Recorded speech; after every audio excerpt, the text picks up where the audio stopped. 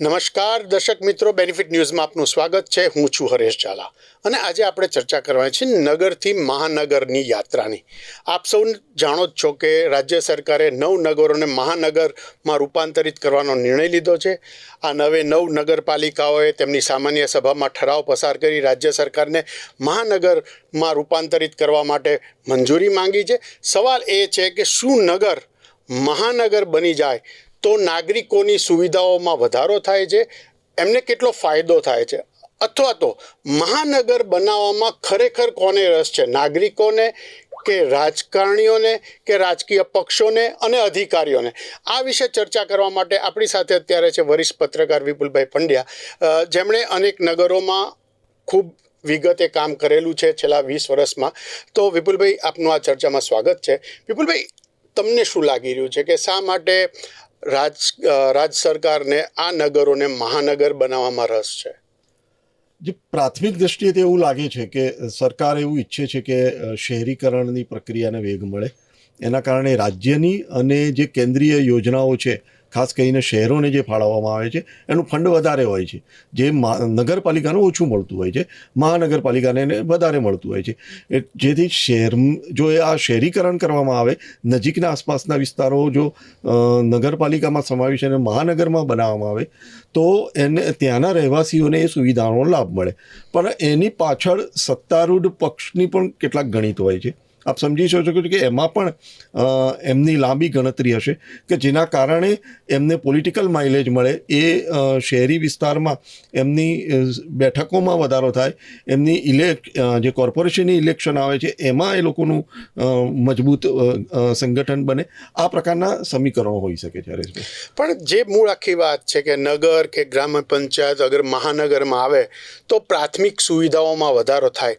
તમારો અનુભવ વડોદરામાં શું રહ્યો છે કે ખરેખર જ્યારે આવા નાના ગામને શહેરમાં ભેળવવામાં આવે છે તો કેટલા ઝડપથી ત્યાં પ્રાથમિક સુવિધાઓ મળે છે, અથવા તો માળખાગત સુવિધાઓ પથરાય છે અને એની સવલત નાગરિકોને મળવાની શરૂ થાય છે? જ્યારે આ પ્રકારની જાહેરાતો થતી હોય છે કે આટલા ગામો મહાનગરપાલિકામાં સમાવાયા છે અને એને નગરપાલિકામાંથી મહાનગર બનાવવામાં આવ્યું છે, ત્યારે લોકો તો ખુશ થઈ જાય છે કે અમને નવું સુવિધા મળશે, અમને જે શહેરના લોકો ભોગવે છે સુખ સુવિધાઓ એ અમને મળશે.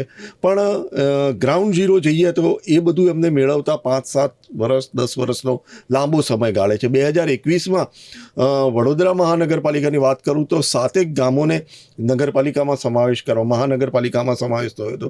આજે 4 વર્ષ વીતી ગયા છે, પરંતુ ત્યાં હજુ પણ રોડ રસ્તા ઇન્ફ્રાસ્ટ્રક્ચરના નામે 30% જ કામગીરી થઈ છે.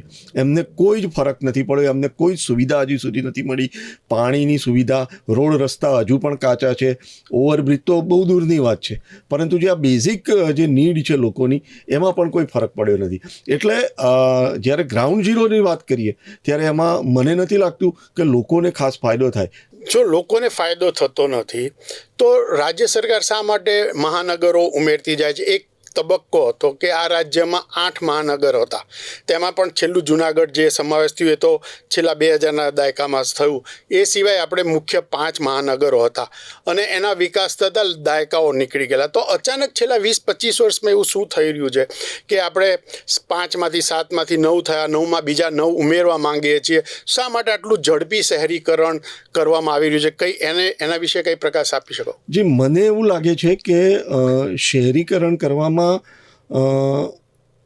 જે રાજ્ય સરકાર છે અને મહાનગરપાલિકા છે એને ઘણો બધો ફાયદો થતો હોય છે. મેં અગાઉ જેમ કહ્યું એમ કેન્દ્રીય અને રાજ્યની યોજનાઓ નગરપાલિકામાં જે ગ્રાન્ટ મળે છે એના કરતાં વધારે હોય છે. એ પ્રમાણે સુખ સુવિધાઓની વિકસાવવા માટે જે નવી ગ્રાન્ટો મળતી હોય છે એ એનું મળતું હોય છે. એટલે પોલિટિકલ માઇલેજ હોય છે. આ બંનેના કારણે જ રાજ્ય સરકાર એવું ઈચ્છે છે કે એમને આ જે નગરપાલિકાઓ ઘટી અને મહાનગરપાલિકાઓ બનાવવામાં આવે છે. પણ હરેશભાઈ, આપ પણ ઘણા સમયથી આ કવર કરી રહ્યા છો. આપની દ્રષ્ટિએ નગરપાલિકાથી મહાનગરપાલિકામાં શું ફેરફાર હોય છે? વેલ, બેઝિકલી મને આમાં રાજકીય હેતુ વધારે દેખાય, કારણ કે જો માળખાગત સુવિધાઓની જ વાત થતી હોય તો આપણે જૂના મહાનગરોની ચર્ચા કરીએ, ધારો કે અમદાવાદ, બરોડા, રાજકોટ, સુરત, તો તમે હવે જોતા હશો કે સુરતમાં દર 3 વર્ષે 4 વર્ષે પૂર આવે છે, સ્થિતિમાં કોઈ ફરક પડતો નથી.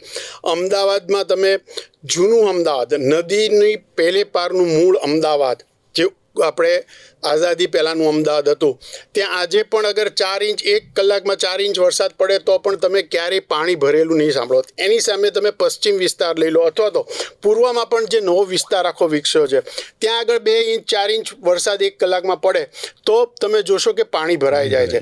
એટલે માળખાગત સુવિધાઓ વધે છે, પણ એ સુવિધાઓ એટલી પર્યાપ્ત નથી બનાવતા, કાં તો આયોજનમાં એટલી ભૂલ ખામીઓ હોય છે કે ખરેખર એ સુવિધાના લાભ મળવાના કારણે કરતાં વધારે તકલીફ પડી રહી છે. બીજી વસ્તુ કે વિકાસની વ્યાખ્યા બદલી નાખવામાં આવી છે. પહેલાં વિકાસ એટલે મૂળ માળખાગત સુવિધા, કે તમને શહેરમાં ભાઈ રસ્તા સારા મળે, ગટર વ્યવસ્થા હોય, લાઇટ હોય, સ્ટ્રીટ લાઇટ્સ હોય, આ બધીની. હવે આખી વ્યાખ્યા બદલી નાખી. શહેર એટલે શું? તો કે તમને રિવરફ્રન્ટ મળશે, તમને ગાર્ડન મળશે, તમને ઓવરબ્રિજ ને ફ્લાયઓવર મળશે, જે ખરેખર વિકાસ નથી. એ એક માળખાગત સુવિધાનો એક ભાગ છે, પણ એને એ લોકોએ માર્કેટિંગ કરીને વિકાસ બતાવે છે, અને લોકો એનાથી અંજાઈ જાય છે કે ભાઈ શહેર બનશે તો આપણને ફ્લાયઓવર મળશે, અથવા તો નદી હશે તો રિવરફ્રન્ટ બનશે, અથવા તળાવ હશે તેનું બ્યુટિફિકેશન થશે. પણ એ તળાવ ચોમાસામાં એમાં પાણી ભરાતું નથી, અથવા તો એ તળાવની આજુબાજુ ચોમાસામાં પાણી ભરાય છે, એની નગરજનોને કોઈથી ચિંતા થતી હોતી નથી. એટલે સુવિધા વધવાના કારણે દુવિધા વધી રહી છે. અને ખાસ કરીને એવું મનાય કે આ જે મહાનગરપાલિકાઓ હોય છે એમાં પછી સત્તામંડળ, જેમ કે અવડા છે, બુડા છે, ગુડા છે, સુડા છે, એમાં પણ આખું નવીસરથી રચના થાય, નવા ગામડાઓ, તો એમાં શું ફાયદો થાય? વાત એવી આપણને કરવામાં આવી છે કે આખા દેશની અંદર છે ને ટાઉન પ્લાનિંગ સ્કીમ, આ આખી યોજના ટાઉન પ્લાનિંગ એક્ટ બનાવવામાં ગુજરાત પ્રથમ રાજ્ય હતું. એમ કે અમે એડવાન્સ પ્લાનિંગ કરી રહ્યા છીએ કે કોઈ બી શહેર હોય તો આવતા 5 વર્ષ, 10 વર્ષ, 20 વર્ષ પછી કેટલું વિકસશે એના આધાર પર એ લોકો ટાઉન પ્લાનિંગ સ્કીમ બનાવે છે. પણ એકચ્યુઅલી તમે જ્યારે આ ટાઉન પ્લાનિંગ સ્કીમ ડ્રાફ્ટ અને ફાઇનલ થાય ત્યાં સુધીમાં દસકાઓ નીકળી જાય છે, અને એનો મૂળ ફાયદો કાં તો રાજનેતાઓ લઈ જાય, કાં તો બિલ્ડરો લઈ જાય છે. આમ પ્રજાને તો મુશ્કેલી વધે છે. હવે સવાલ આવે કે ઓડા, બુડા, રૂડા કે ગાંધીનગરનું ગુડા હોય, તમને આશ્ચર્ય થશે કે ગુજરાતના પ્રથમ જે 5 મહાનગરો હતા એમાંથી ખાલી અમદાવાદ, વડોદરા, સુરત, રાજકોટ, આ 4 શહેર પાસે શહેરી વિકાસ સત્તા મંડળ છે. ભાવનગર પાસે આજે પણ શહેરી વિકાસ સત્તા મંડળ નથી, ત્યાં એરિયા ડેવલપમેન્ટ ઓથોરિટી છે. એની સામે ભરૂચ, જેણે હમણાં મહાનગર બનાવવાની વાત થઈ, તો Bharuch, Ankleshwar urban development authority છે, પણ ગાંધીનગર અર્બન ડેવલપમેન્ટ ઓથોરિટી છે, ભાવનગર પાસે નથી. તો આમાં કેવું હોય છે કે સ્થાનિક રાજકારણ કેટલું શક્તિશાળી છે એના આધારે વિકાસના આયોજનો થતા હોય છે. ટાઉન પ્લાનિંગથી તમે ફ્યુચર પ્લાન કરી શકો, પણ એટલું ઝડપથી થવું જોઈએ, થતું નથી.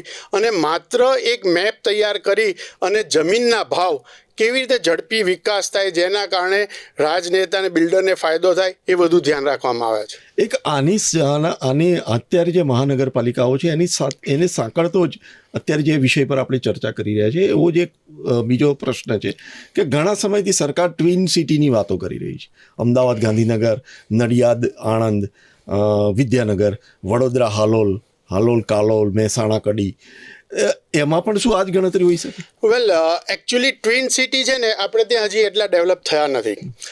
ટ્વિન સિટી એટલે બેનો સાથે એક એવું સાંકળીને આયોજન થાય કે તમને એવું લાગે કે આ શહેરનો જ એક ભાગ છે, જેમ કે હૈદરાબાદ અને સિકંદરાબાદ. અમદાવાદ અને ગાંધીનગર માટે વર્ષો પહેલાં આવા સ્વપ્નાઓ જોવાતા હતા, પણ એકચ્યુઅલી જ્યારે ગાંધીનગરનું આયોજન થયું હતું ત્યારે ત્યારના જે નગર નિયોજક હતા એ લોકો એવું ચોક્કસ ઈચ્છતા હતા કે અમદાવાદ અને ગાંધીનગર બંને અલગ રહે અને એક ના થાય. કમનસીબે દાયકાઓ પછી, ઓલમોસ્ટ 50 વર્ષની યાત્રા પછી બંને ટ્વિન સિટી જેવા થઈ ગયા છે. પણ તમે આજે માળખાગત સુવિધા તમે જુઓ તો બહુ મોટો ફરક છે. ગાંધીનગરમાં મહાનગરપાલિકા છે પણ એના પાસે સત્તા નથી. ત્યાં ગુડા છે, ગુડા પાસે સત્તા છે પણ એ લિમિટેડ છે પ્લાનિંગ પૂરતી, બાકીની સત્તા નથી, કારણ કે બાકી બધું જ ગાંધીનગર પાટનગર યોજના ભવન પાસે સત્તા છે. એટલે તમે શહેરી વિકાસ સત્તા મંડળ બનાવો, તમે મહાનગરપાલિકા બનાવો, પણ પછી તમે પાછું અર્બન કમિશન બનાવો, તમે મેટ્રો માટે અલગ પ્રોજેક્ટ માટે કંપની બનાવો, એટલે છેલ્લે મહાનગરપાલિકાઓ જે હોય છે એના પાસે ગટર વ્યવસ્થા, સોલિડ વેસ્ટ મેનેજમેન્ટ અને રસ્તા બનાવવા કે ફ્લાયઓવર બનાવવા પૂરતું જ કામ હોય છે. બીજું વિશેષ કામ એના પાસે રહેતું નથી. એટલે હવે આ જે રીતે આપણા શહેરીકરણની વાતો થઈ રહી છે, આપણે હમણાં ચર્ચામાં એ પણ આવ્યું કે લોકોને ભૌતિક સુવિધાઓ દેખાય છે, પણ જે બેઝિક નીડ છે એ મળતા બહુ વાર લાગે છે અથવા તો મળતી જ નથી. લોકોને આંદોલનો કરવા પડે છે. હમણાં જ એક મહાનગરપાલિકાનું બજેટની આખી ચર્ચાઓ ચાલી રહી છે.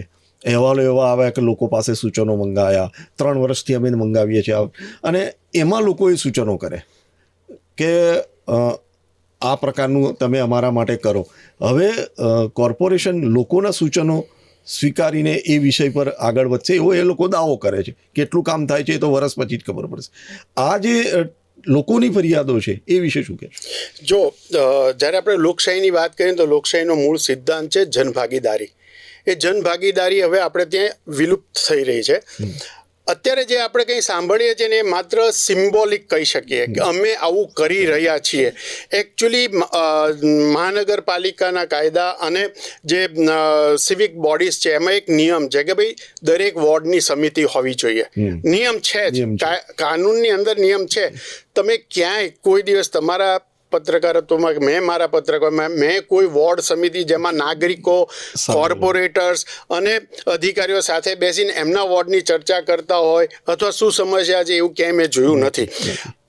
તમે જે વાત કરી છે એમાં કેટલાક નાગરિકોએ આ સૂચન કર્યું છે, પણ એમના અધિકાર છે આ થવું જોઈએ એ વિશે ખુદ જાણતા નથી. એટલે બેઝિકલી જનભાગીદારી ત્યારે જ એ સફળ કહેવાય કે જ્યારે લોકો જે નક્કી કરે અને એ પ્રમાણે પ્લાનિંગ થાય, એ પ્રમાણે એનું એક્ઝિક્યુશન થાય. હું આપને એક સિમ્પલ દાખલો આપું કે યુકેમાં એવો નિયમ છે કે ધારો કે એક મહાનગરપાલિકા છે, મહાનગરપાલિકાનું 24-25નું બજેટ ધારો કે 500 કરોડનું મંજૂર થયું, પણ જો એ 500 કરોડથી વધારે ખર્ચો થાય તો ત્યાં નાગરિકો સવાલ કરે છે કે અમે તમને 24-25ના નાણાકીય વર્ષમાં જો ખાલી 500 કરોડ જ વાપરવા આપ્યા તો તમે 525 કરોડ કેમ વાપર્યા, કોને પૂછીને વાપર્યા? અહીંયા તો લોકોને ખબર જ નથી હોતી. આ વખતે કોઈ સૂચન કર્યું છે કે ભાઈ અમને જે મિલકત વેરો આપો છો એની પાછળ તમે હિસાબ પણ આપો, પણ કોણ આપશે, કોણ માંગશે? એટલે સૂચન તો થઈ જાય છે, એનો વાસ્તવમાં અમલ થતો નથી. અને એટલે જ આ લોકોની આમ જોઈએ તો જ્યારે ઇલેક્શન આવે ત્યારે આપણે જોઈએ છીએ કે કોર્પોરેટરે પ્રવેશવું નહીં, મેયરે અહીંયા આવવું નહીં, અથવા તો અમને પાણી નથી મળ્યું તો બોયકોટ ઇલેક્શનનો. એટલે આ પ્રકારની પ્રવૃત્તિ દ્વારા લોકોને વિરોધ કરવો પડે છે, એવું માનું છું. જો હું એવું માનું છું કે એકચ્યુઅલી એ કરવાનો અધિકાર લોકોને નથી, નાગરિકોને.